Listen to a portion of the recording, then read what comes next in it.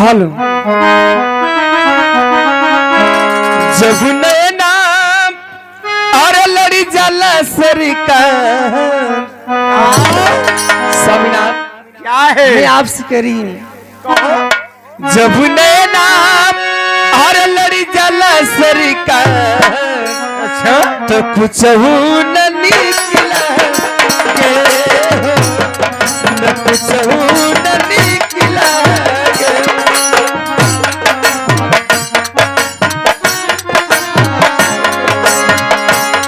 जब नैना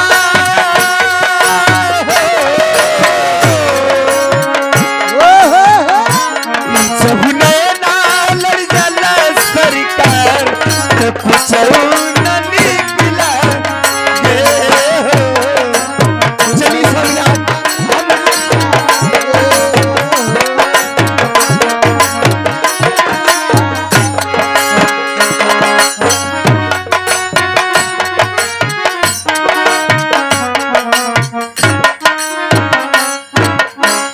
हे भगवान, मेरी तो नसीबें बदल गई। महल में चारों तरफ घूम कर देख ली, हाय रे मेरी नसीब तो हाय हाय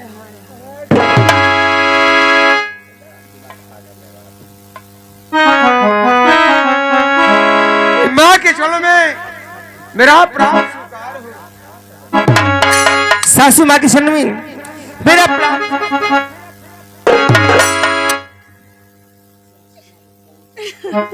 बहू,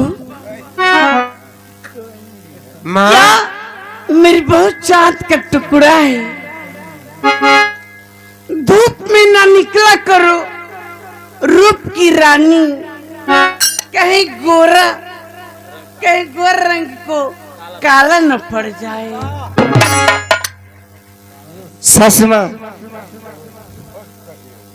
मैं आपकी प्यार पाकर धन्य होगी। सासू माँ आप बहुत अच्छी है। सासू माँ बहू, तू थोड़ी देर के लिए कूड़ा को मेरे पास रहने दो और तू अपने महल को वापस चली जाओ। सासू कूड़ा से सारी बात कुछ बात पूछूंगी, जान पहचान जाऊंगी तो मैं कुड़ाल को तेरे पास भेज दूंगी। बहू ठीक है। सासू माँ आपका तो बेटा है, आप पूछिए। ठीक है मैं चल रही हूँ।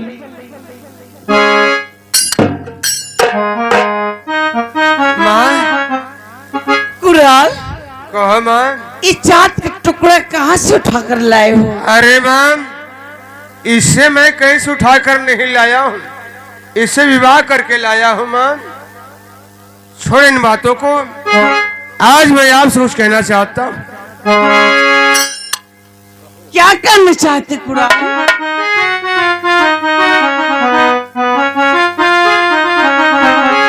अरे लगी भूख माता, अरे भोजन करा।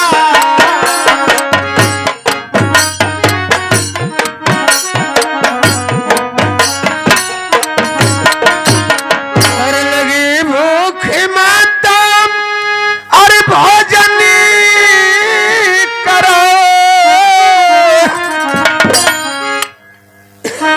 अरे देर ना लगाओ मां, देर ना लगाओ।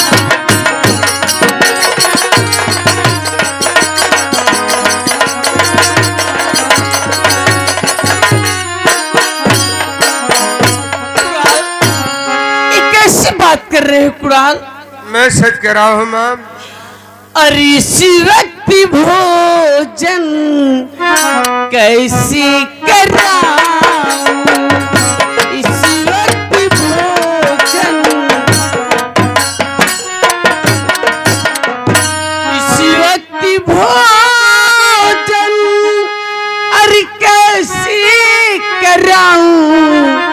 तैयारी नहीं है भोजन कहाँ से मैं लाऊं?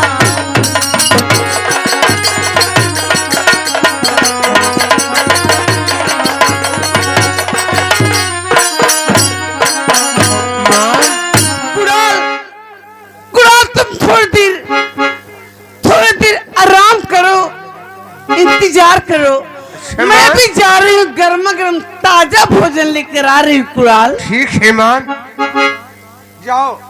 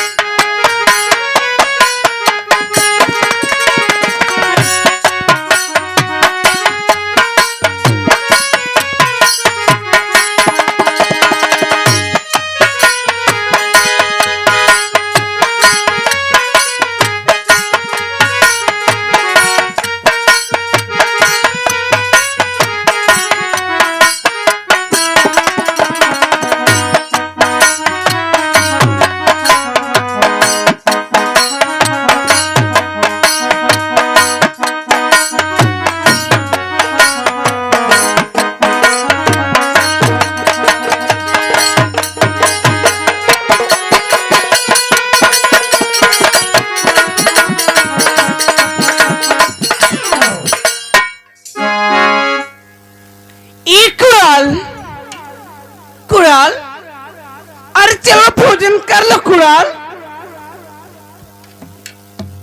ये कुणाल,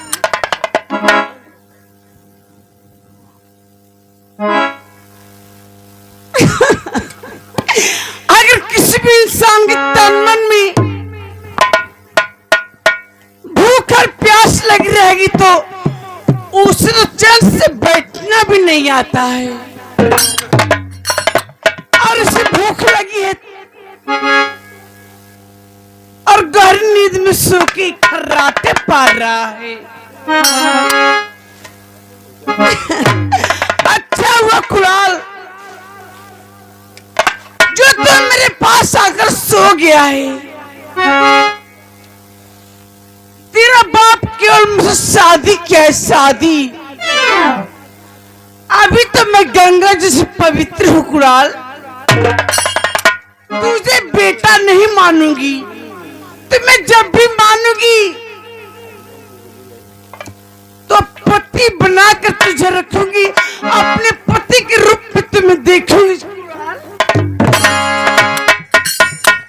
तुम्हें इतनी प्यार दूंगी, इतनी प्यार दूंगी, तू अपने पत्नी को भी भूल जाएगा।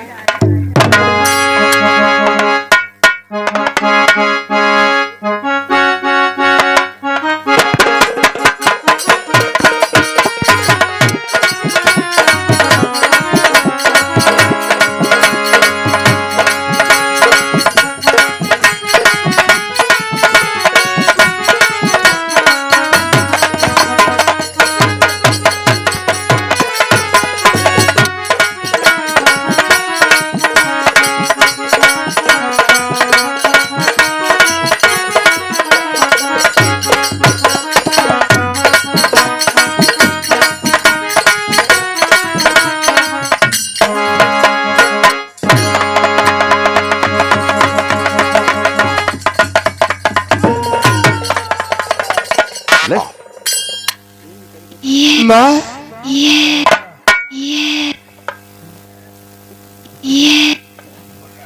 क्या हुआ कुणाल? तुम्हें क्या हो गया? और जाओ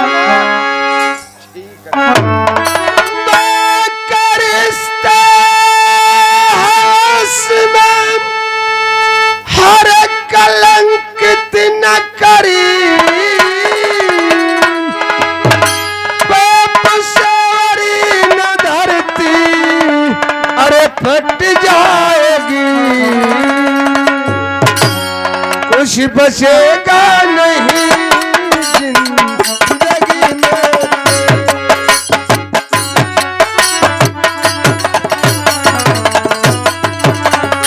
कि अपना करने पे घुट घुट के बचे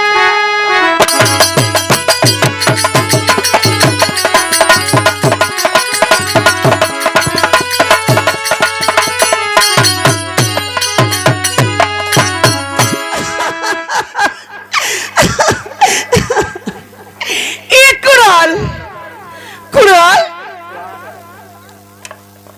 ना मैं तेरी माँ हूँ और ना तू मेरा बेटा है कुणाल। ना तुम्हें अपनी कोख से जन्म दी हूँ ना तुम्हें अपनी छाती का दूध पिलाई हूँ।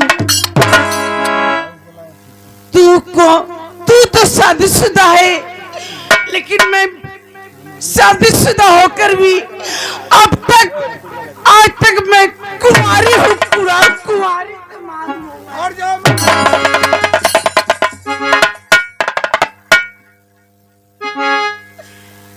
प्यारे प्यारे पिया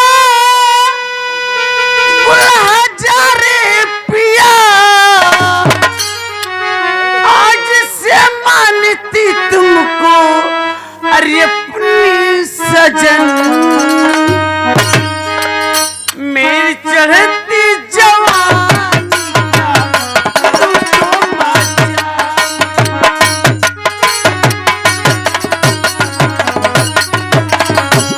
अपनी बाहों में मुझको अरे ले लो बल्ले।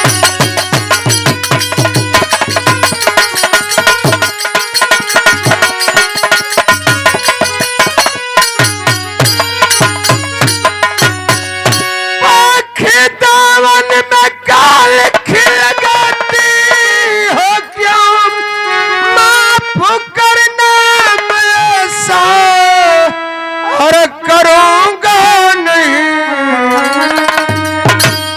आ रहा हूं कसम तेरी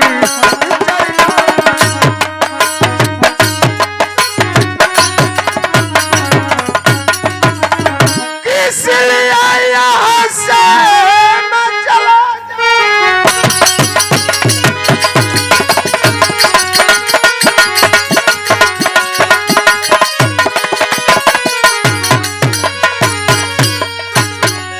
कुणाल मैं इस महल की महारानी हूँ और मैं जो चाहूंगी महल में वही होगा।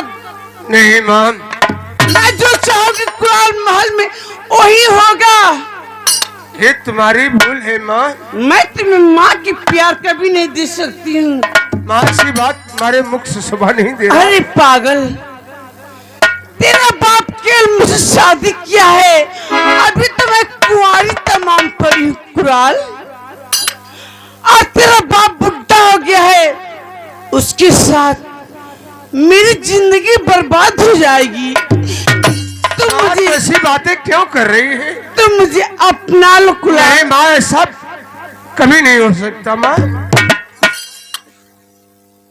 और चली जवानिया ए राजा माता ना सतावी और माता ना सतावी जो बना करेला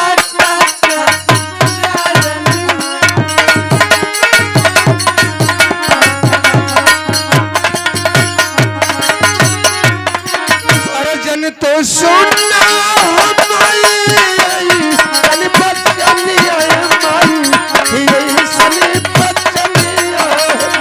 अरे फटला कर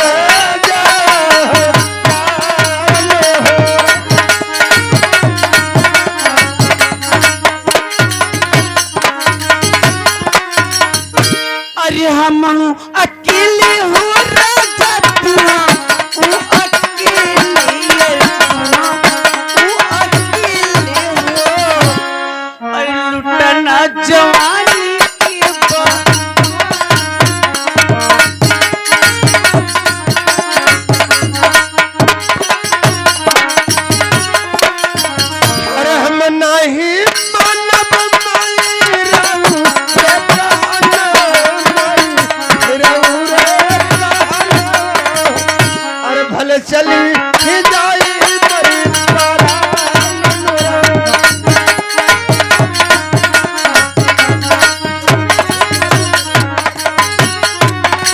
अरे कुणाल, मेरे पास ज्यादा वक्त नहीं है कि मैं तुमसे फालतू बात करूं।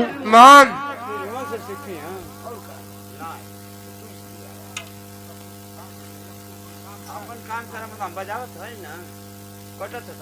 ऐ कुणाल, अगर मैं हवेली में खुशहाल नहीं रहूंगी, हवेली में मैं खुशहाल नहीं रहूंगी, तो एक माछू के चूटी को चैन का सांस लेना हराम कर दूंगी कुणाल।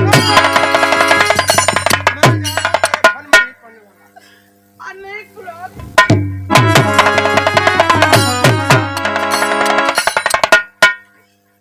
अभी तू क्या जाना है मेरे लिए? तुम्हारे जैसे चार चार मर्द को चाहूं तो अपने चंगुल में दबोच कर जो चाहूं वो कर सकती हूँ कुणाल। आपको ये शोभा नहीं दे रहा है, मुझे जाने दो माँ। कहाँ जाएगा कुणाल?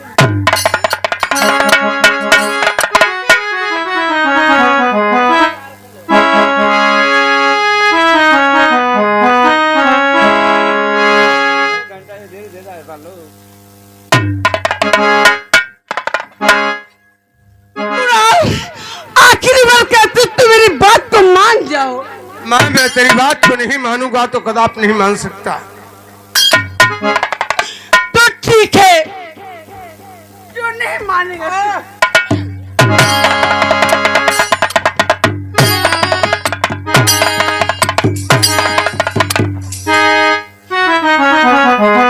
इसका बाप, बुढ़ौती में इसका बाप शादी करके ना जाने कहाँ चल गया।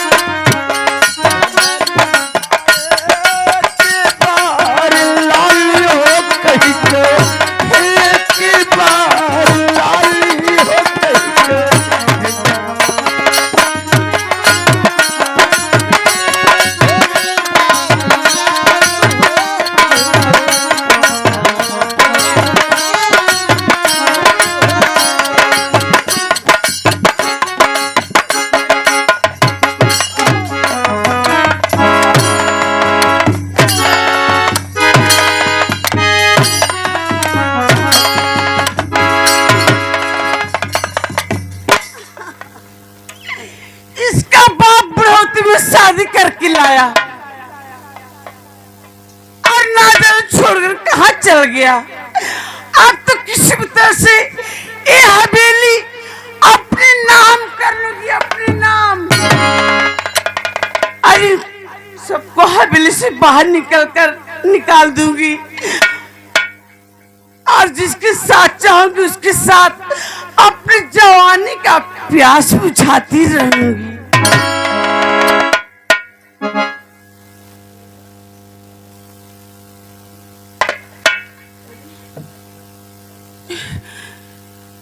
अरे कोई है हवेली में?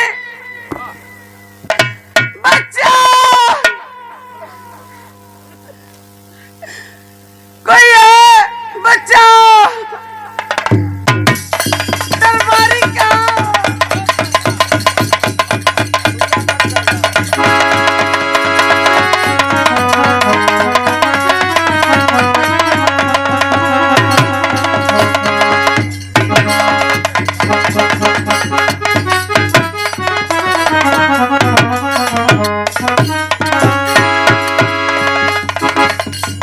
ठीक है।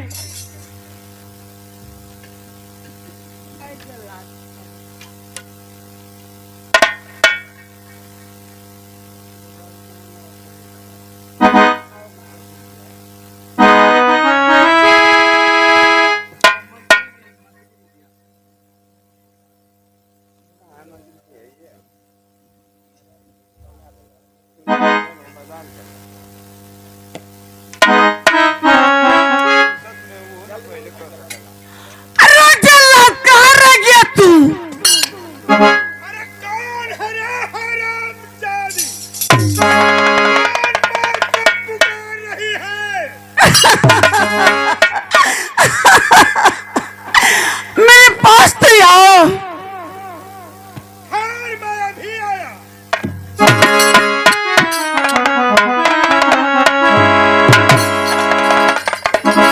बात क्या है? बात क्या है हमें? कौन सी जरूरत पड़ गई मुझसे? ये लड़का जो गिरा इसे देख रहे हैं ना? हाँ हाँ, देख रहा हूँ। इसे जंगल में उठाकर ले जाओ और इसका दोनों नाक निकाल देना और इसका कलेजा फाड़ के निकाल देना। और इसके बदले अरे मुझे क्या मिलेगा? आपको अपनी आधा रात पाट आपको सौंप दूंगी। ठीक है, अच्छी बात है। देखना कोई जानने ना पाए।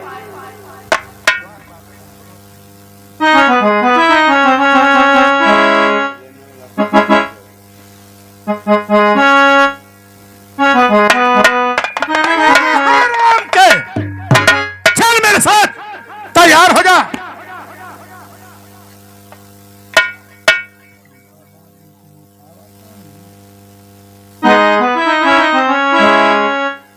चल मेरे साथ।